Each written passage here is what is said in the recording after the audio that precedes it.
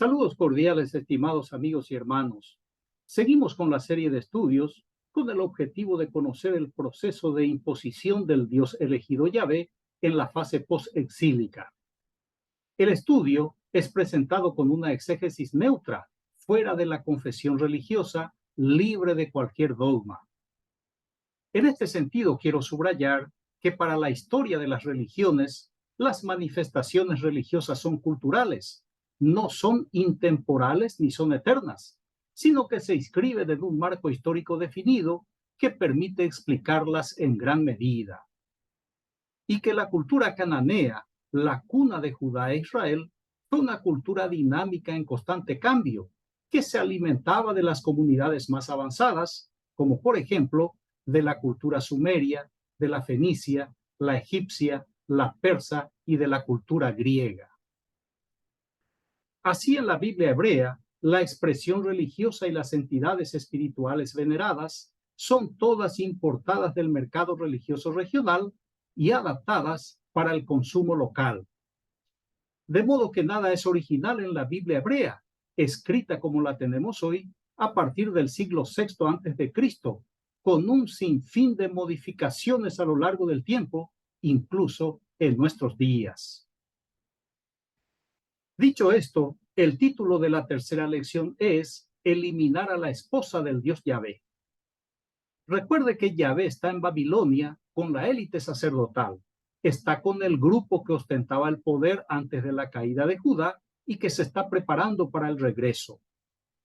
El objetivo es recuperar el control e imponer al pueblo su aparato religioso con la marca divina escogida en Persia, el dios toro Yahvé, una deidad cananea a quien los sacerdotes le darán vida, le harán prometer y amenazar, le harán dictar leyes y exigir obediencia, y procederán en su nombre según sus intereses políticos y económicos. En pocas palabras, el Dios Yahvé será creado a la imagen y semejanza de los sacerdotes. Dicho de otro modo, el Dios Yahvé será creado al antojo y al capricho de los sacerdotes. O mejor, el Dios Yahvé será creado para satisfacer los intereses de la élite sacerdotal.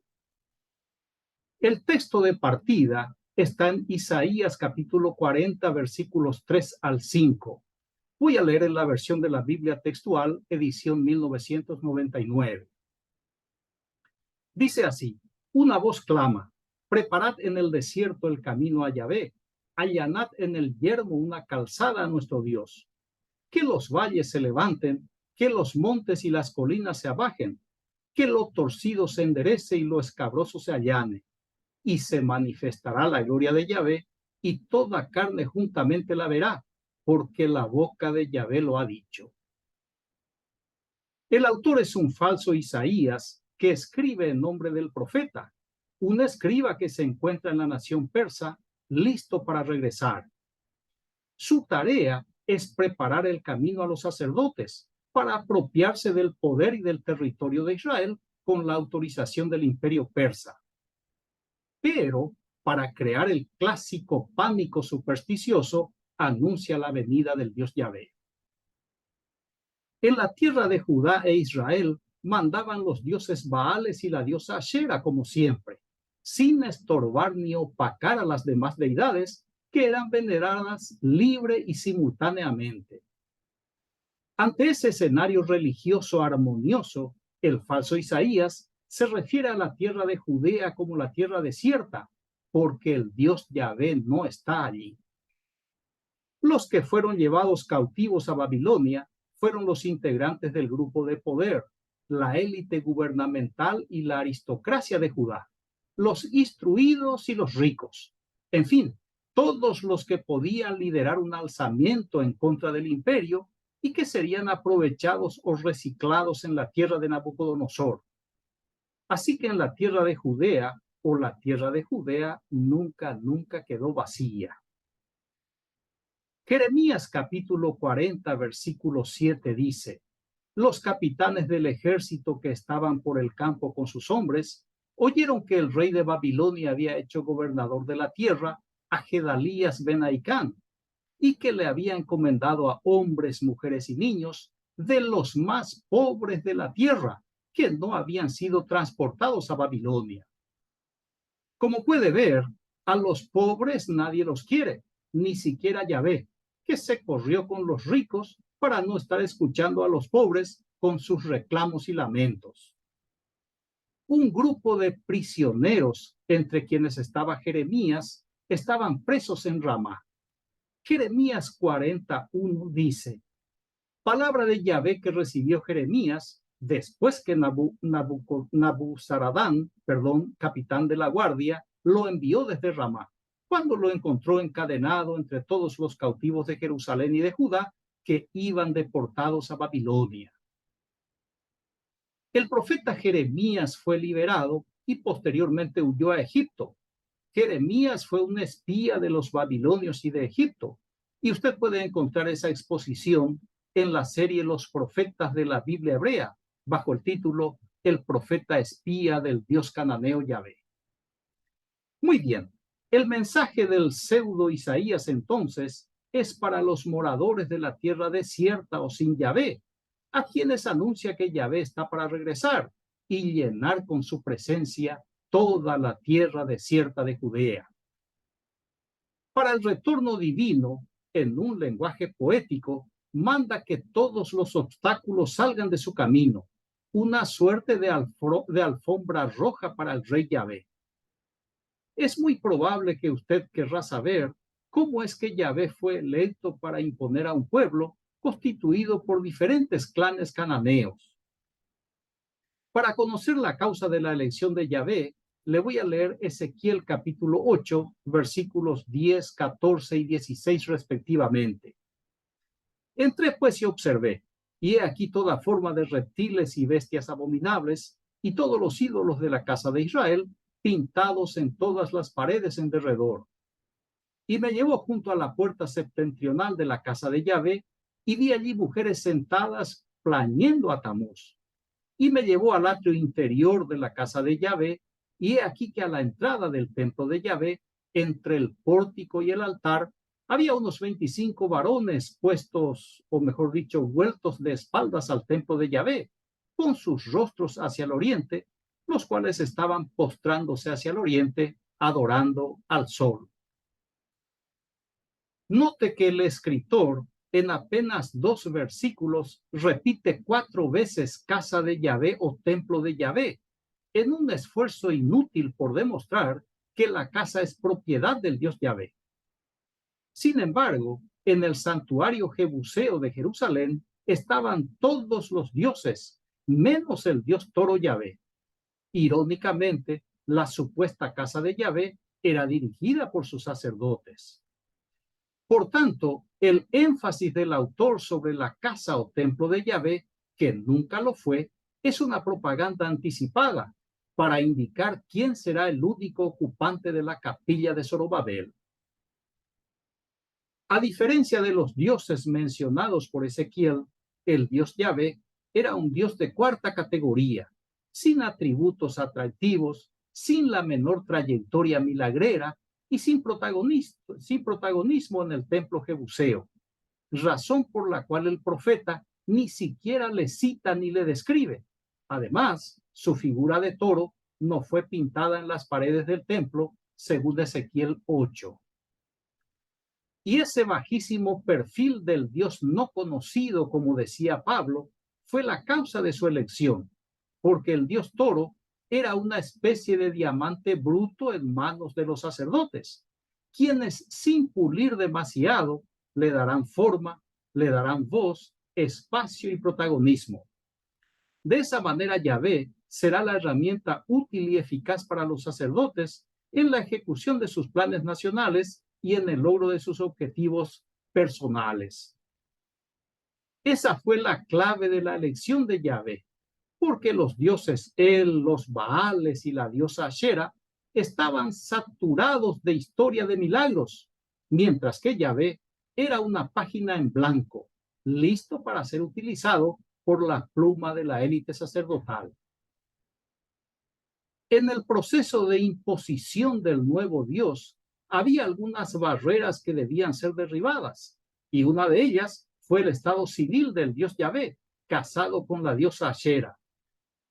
Este fue un matrimonio por conveniencia, en beneficio del dios Yahvé, quien aprovechó la buena fama de la divina dama para darse a conocer en el escenario religioso y ser cotizado entre los consumidores del mercado de dioses cananeos.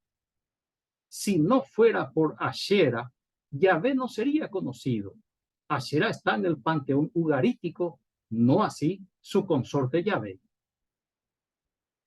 La diosa Ashera, tan mencionada en la Biblia hebrea y tan venerada en Judea, era la diosa del amor sexual, de la maternidad y de la fertilidad, una deidad principal cananea denominada la madre de todos los dioses. Aquí debo alertar sobre la mayoría de las versiones en castellano, que los traductores ocultan intencionalmente el nombre de la diosa Ashera y sustituyen por reina del cielo, tronco sagrado, poste idolátrico, árbol, estela, estatua, leño, bosque, etc. Como por ejemplo, en la Biblia de Jerusalén, edición 2007, en Deuteronomio 16, 21 y 22 dice: no plantarás para ti como tronco sagrado ninguna clase de árbol junto al altar de Yahvé tu Dios que hayas construido para ti, y no te erigirás estela, cosa que detesta Yahvé tu Dios. El propósito de los traductores confesionales es esconder del lector el pasado idólatra y politeísta de la nación que se considera monoteísta desde su origen, y presentar al Dios Yahvé como una divinidad perfecta, impecable, 3 veces santa, santísima. Así que las manchas del monoteísmo falsificado son removidas por el traductor sin que los lectores perciban el cambio. Un trabajo deshonesto para que la edición armonice con la doctrina de la organización y que el religioso no descubra el engaño nunca.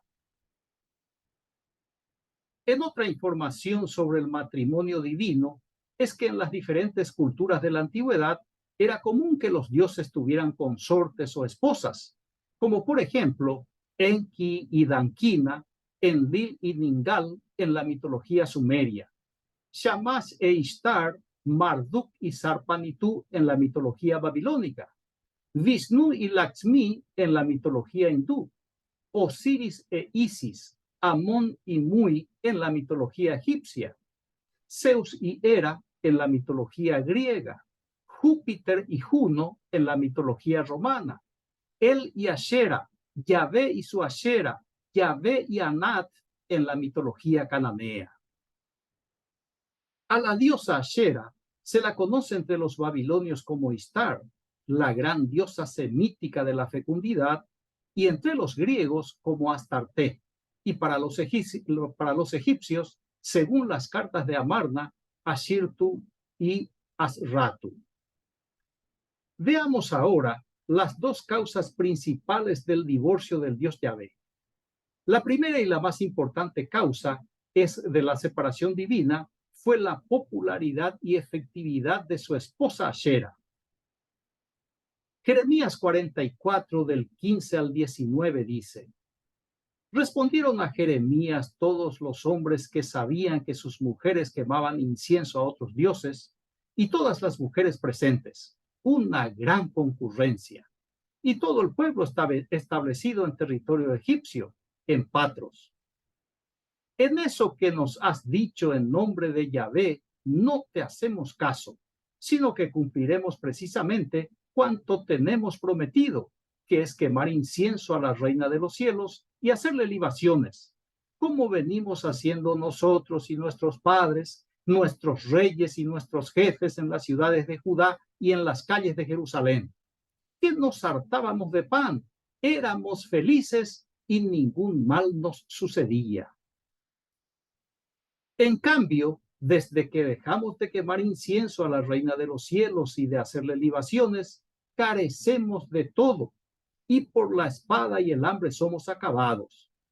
Pues y cuando nosotras quemábamos incienso a la reina de los cielos y nos dedicábamos a hacerle libaciones, ¿Acaso sin contar con nuestros maridos le hacíamos pasteles con su efigie derramando libaciones? La confianza que brinda la diosa Ashera al pueblo de Judá es admirable e incuestionable. En cambio, Yahvé solo promete, se lamenta, reclama y amenaza. Es un Dios impotente. Precisamente por eso, al regreso del cautiverio, la élite sacerdotal fue prudente al inicio, al flexibilizar la norma que aún permitía la adoración a la diosa Ashera. Deuteronomio capítulo 16, versículo 21 dice: No plantarás ningún árbol para Ashera cerca del altar de Jehová tu Dios que tú te habrás hecho. La segunda y no menos importante causa de la separación divina fue el culto sexual a la diosa Ashera. El culto a la diosa Ashera se asocia con la prostitución sagrada por ser la diosa del amor sexual, de la maternidad y de la fertilidad. En Israel, el culto a la diosa Ashera se remonta a la época de los jueces.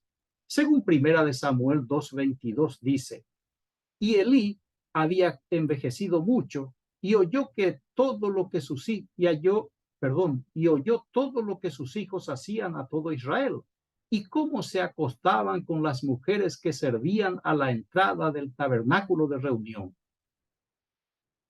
Siendo Elí sacerdote del dios el dios de Israel, sus propios hijos eran sacerdotes de la diosa Ashera o prostitutos sagrados. Esta adoración a la diosa Ashera era ampliamente aceptada por toda la comunidad.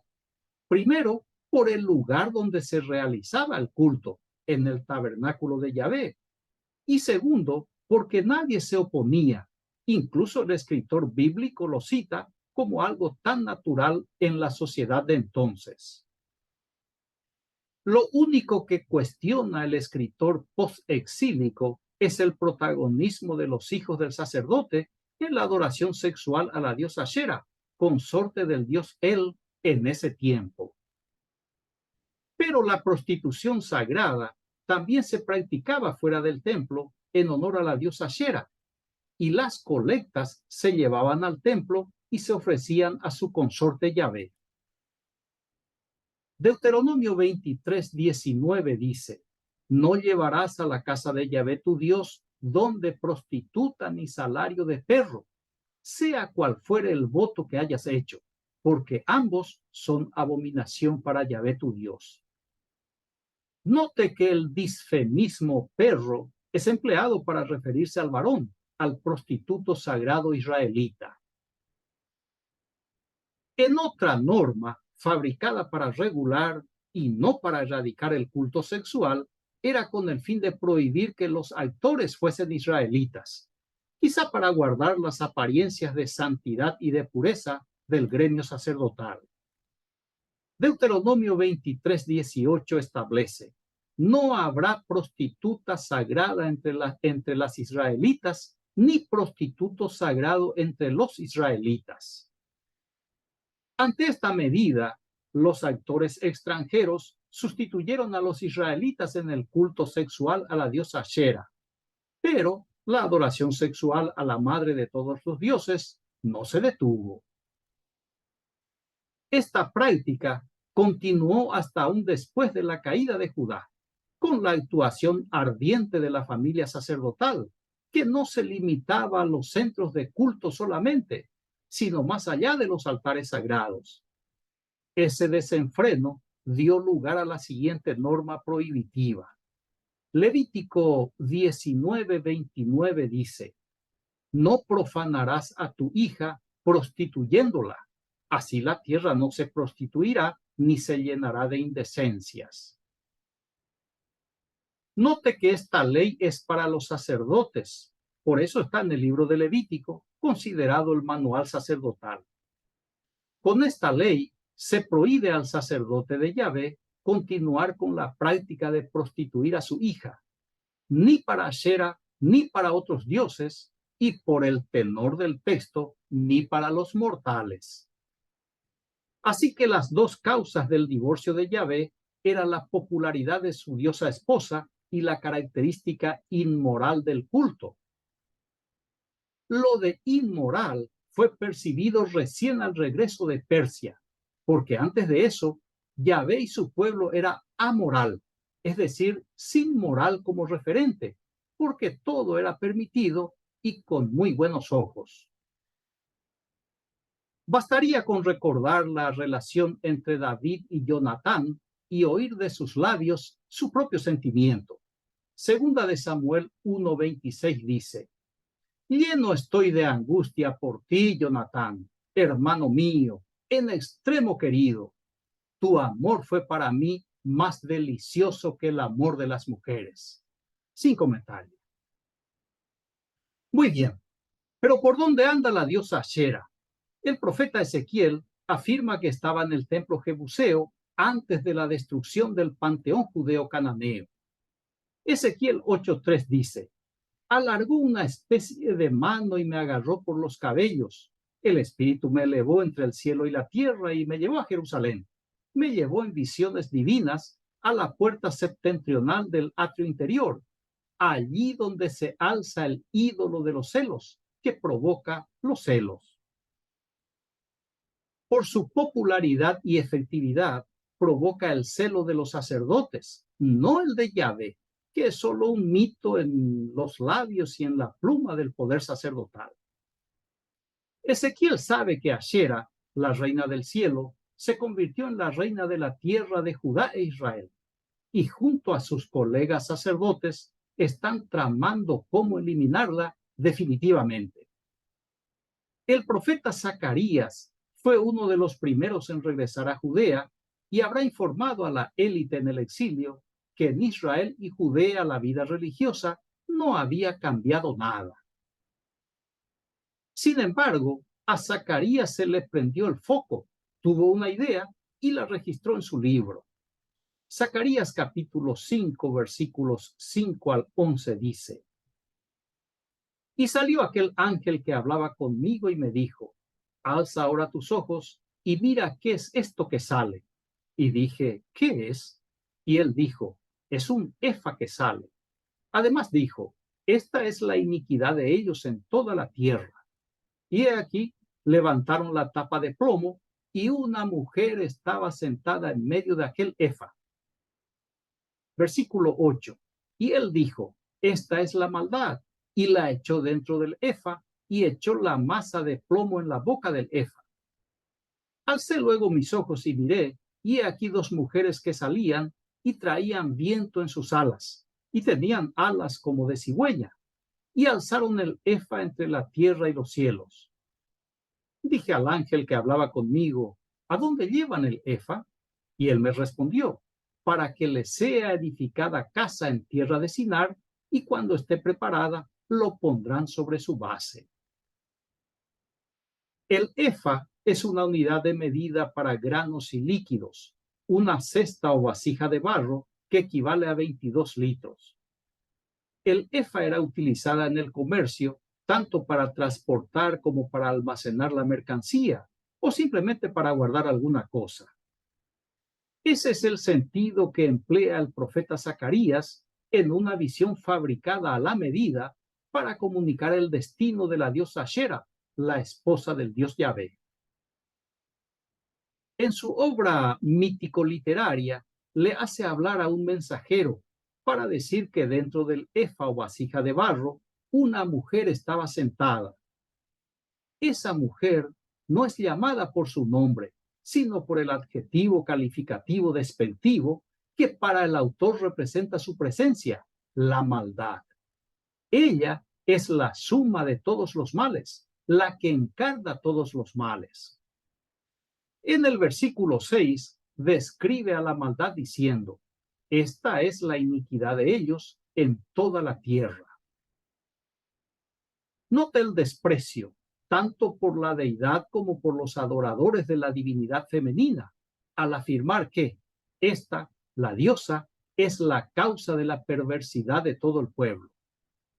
Inmediatamente, el personaje poético y enigmático se encarga de sellar con plomo la vasija para sujetar la imagen de la diosa y que el efa esté listo para ser llevada vía aérea. Como parte de la trama, el profeta pregunta el destino del efa y el heraldo responde que es Sinar, es decir, Babilonia. Daniel 1 y 2 dice: en el año tercero del reinado de Joacim, rey de Judá, vino Nabucodonosor, rey de Babilonia, vino a Jerusalén y la sitió. Y el Señor entregó en sus manos a Joacim, rey de Judá, y parte de los utensilios de la casa de Dios, y los trajo a tierra de Sinar, a la casa de su Dios, y colocó los utensilios en la casa del tesoro de su Dios. Daniel cuenta que los utensilios sagrados del templo jebuseo fueron incautados por el rey Nabucodonosor y llevados a Sinar, en el templo del dios Nabo o el dios Nabú.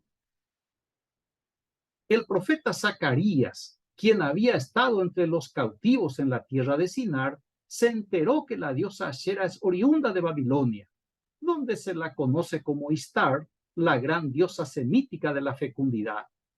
El libro de Esther en el Antiguo Testamento lleva su nombre por ser la protagonista.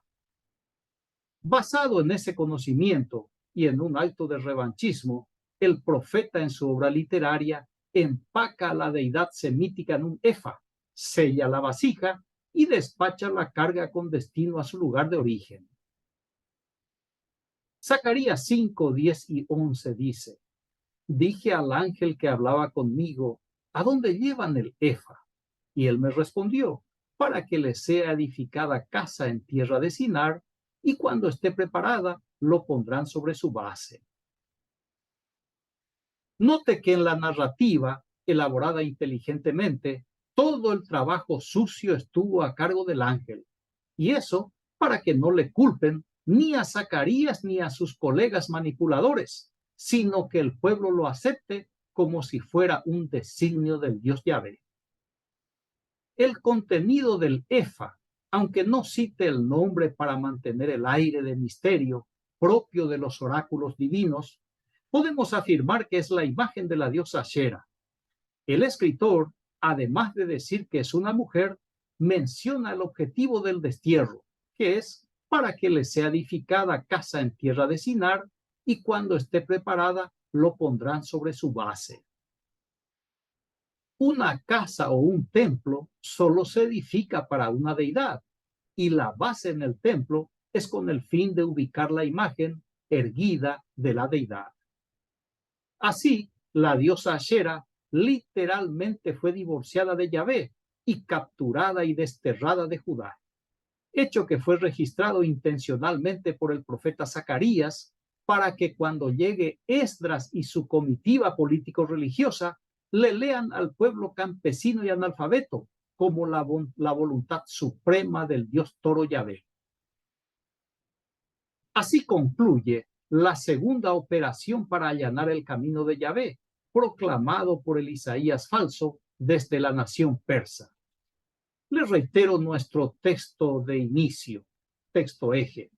Isaías 40 del 3 al 5. Una voz clama: preparad en el desierto el camino a Yahvé. Allanad en el yermo una calzada a nuestro Dios. Que los valles se levanten, que los montes y las colinas se abajen, que lo torcido se enderece y lo escabroso se allane. Y se manifestará la gloria de Yahvé, y toda carne juntamente la verá, porque la boca de Yahvé lo ha dicho. Muy bien, concluyo este análisis con la afirmación del psicólogo y psiquiatra suizo Carl Jung. Usted puede quitarle al hombre sus dioses solo dándole otros. Reitero, usted puede quitarle al hombre sus dioses solo dándole otros. Agradezco su amable atención, reciba un fraterno abrazo y hasta el próximo estudio. Gracias.